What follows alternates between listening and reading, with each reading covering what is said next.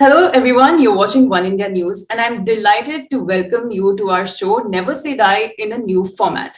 On the show, we speak to women in the armed forces and learn from them about their journeys, their tough military training, and the battles they had to fight against society to map their own course in life.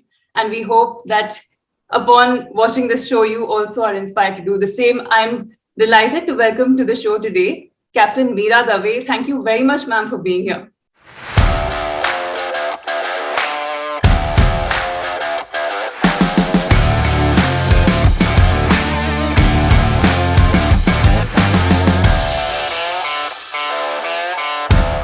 Captain Meera, you are a Gujarati, you're a woman, and you say that that is a rare breed to find in the services.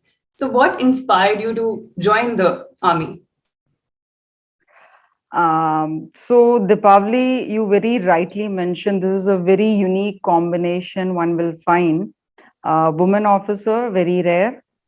Being a Gujarati woman officer, a rarest of a rare combination. So I'm very proud, and I always say that I am a Gujarati woman. I mean, you being in Indian Army, you are an Indian, you are a Bharatiya. But why I mention being a Gujarati is because I take pride in it. The reason is that there's very less population who come from Gujarat in army, and that to women, that to in an officer cadre, you find it very rare. So that is the reason I always mention this. Now, the inspiration, the story goes back actually while I was in school, and this was in Chennai. So what happened is that while we used to pass through that airport side, OT, Officers Training Academy, there used to be a big hoarding wherein a smartly torn woman officer in uniform, it used to be there on the poster. So the first time I saw that hoarding, it just caught my attention, my heart, my soul, everything. So I think that was the starting. That was the sowing of the seed. Then part two, it happened during the Kargil War. Courtesy media, Kargil War, all the happenings of Kargil War were in our living room, in the media, on the television. And the seed which was sown then, it had already started growing up, and Kargil War was ना उसे कहते हैं जिसको सींचना बोलते हैं, it was nurturing it. And when I saw that this is how our war heroes, this is how our forces are actually fighting for our motherland, that grew more stronger.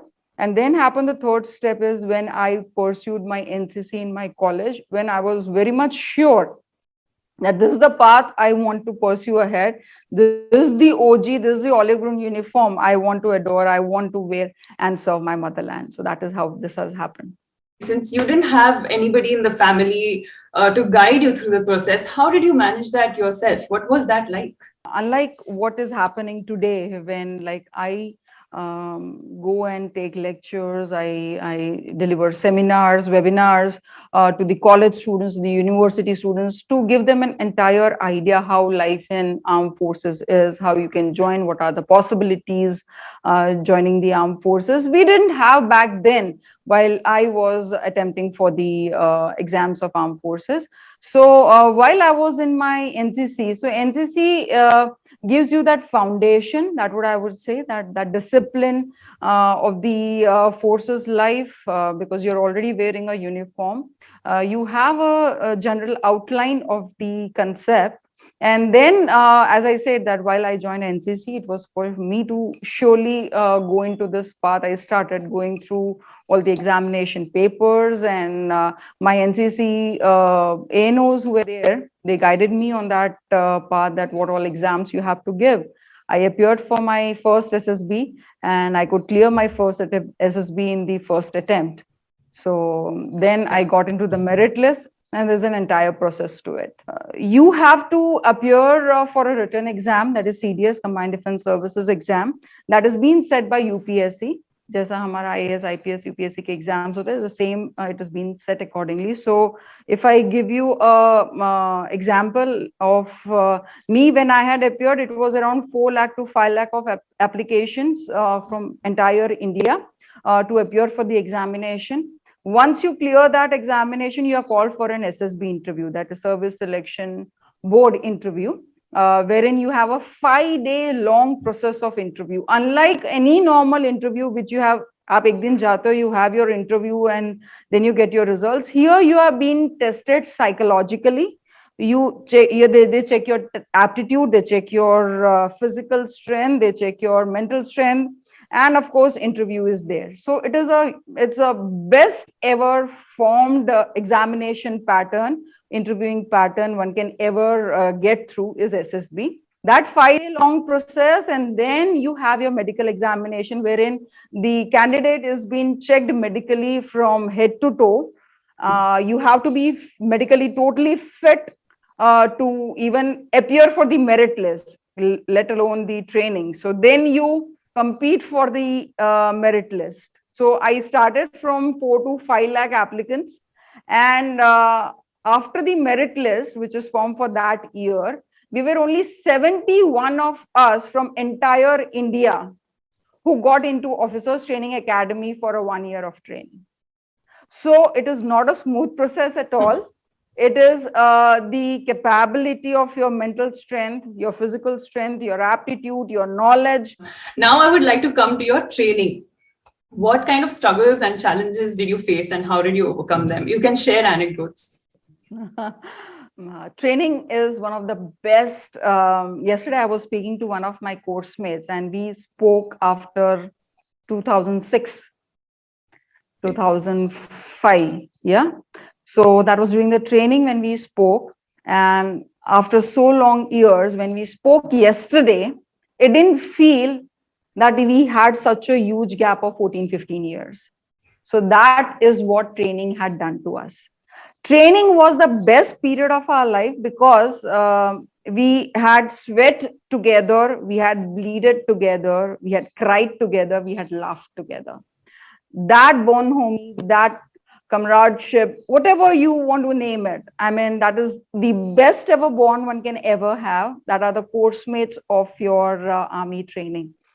And many different incidents. But what I would want to share here is one such incident, that how this training teaches you to be with your group.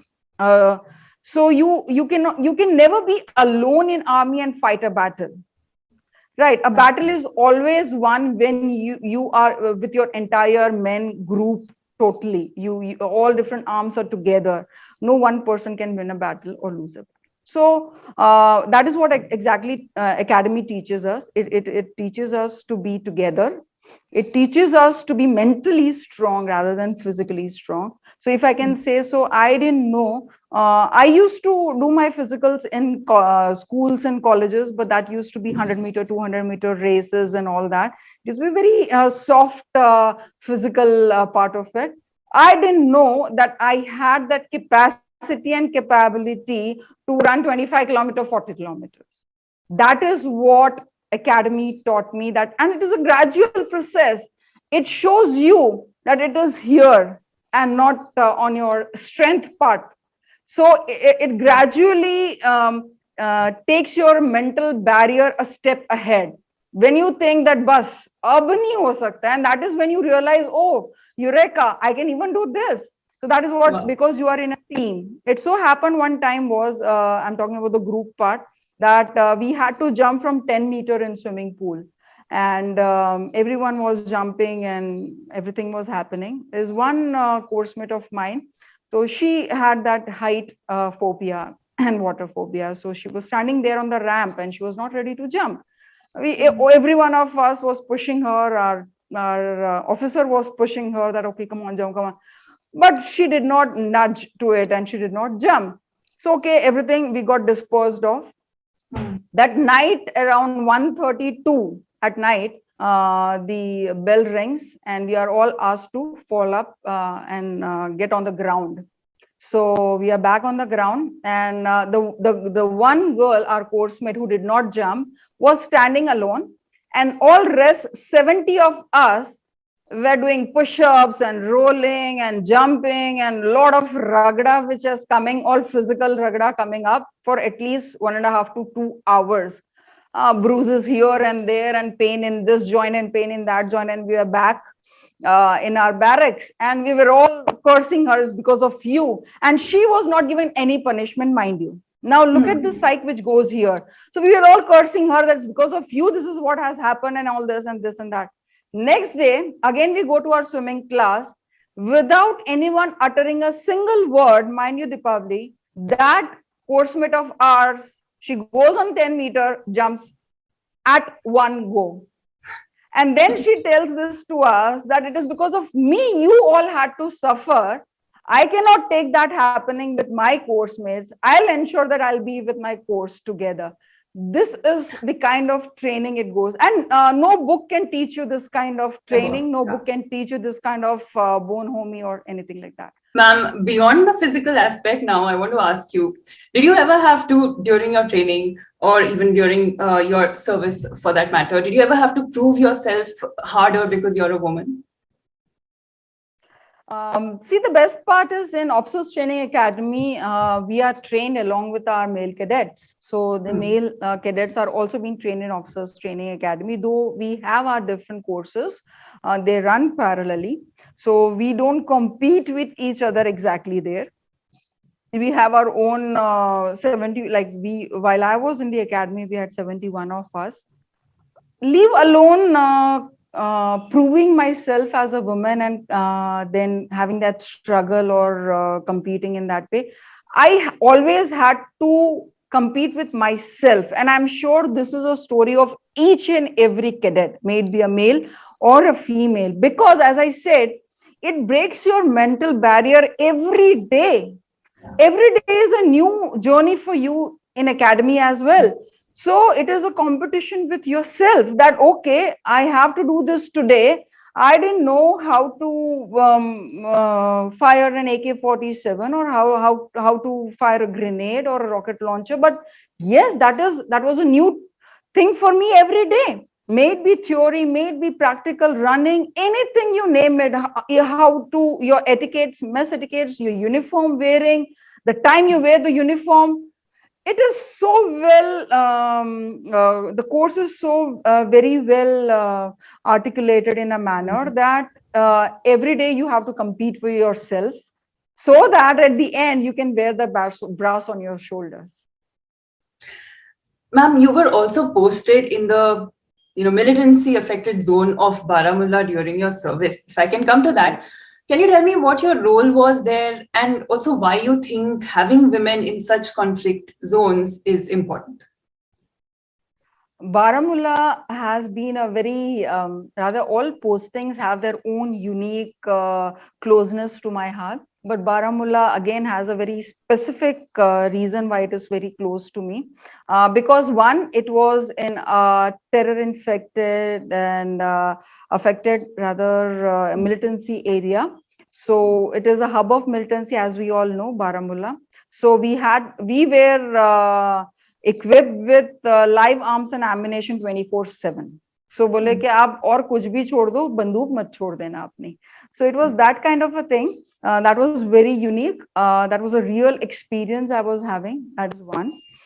Second is that Baramulla, I was given a very unique responsibility of Operation Sadbhavna. So Army carries out this project, Operation Sadbhavna. The project which I was given was very unique in the sense that it was related to the women of Baramulla, those women in specific who had lost their husbands, father, or brother in the militancy attack. So this initiative, what we used to do is that I had trained a few ladies there, local ladies of Baramulla, because we found out that the natural element which comes to the ladies of Baramulla is weaving. They're very good at it. That is a very natural art they have. So we thought, why not work upon it and develop this skill of theirs and so that it can help them in future.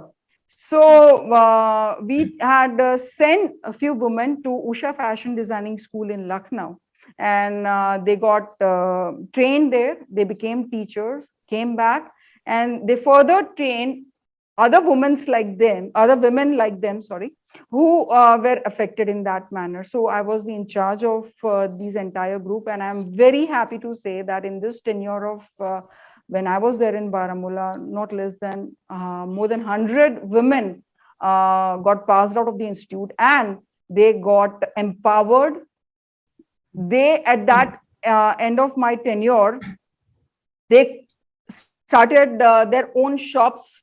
They started sewing clothes. They became independent. So that is the women empowerment I could provide, and that is what is very unique in itself, because um, I still remember while I was parting from Baramulla, one of those females, she had stitched a suit, salwar kameez for me. That was the first ever trial she ever did after the course, and she had gifted that to me. That was a gesture from the entire course, and that's a love. That these are the small things. See, when we talk about being humane, that humanity, that force is one thing which it can do. Second is the soft power which we say. So that is the kind of the unity which we can develop. And I always say, and our shastras also always say this, that you teach a man, you teach a man. But when you teach a woman, you teach the entire family. And I'm very happy that now in that difficult area of Baramulla, that one woman of that family which got educated, which got empowered and got independent, can run the entire house when the sole bread owner got killed in the militancy attack. So that is very unique to me in Baramulla. That's a very touching story. Thanks for that, ma'am. Now, post your military service, you've been engaged in many activities. Can you tell us a bit about them? And can you also say how your military training helped in the civilian world? Every day in army is a new day, because in army you wear all different hats. That officer is supposed to wear all different hats. That is, you are also an administrator, as well as you are supposed to take care of all the grievances, what is happening with your soldier. You have to take care of all the different like your own specific role. Like I am a logistic officer, so I had to take care of entire logistics part of it as well.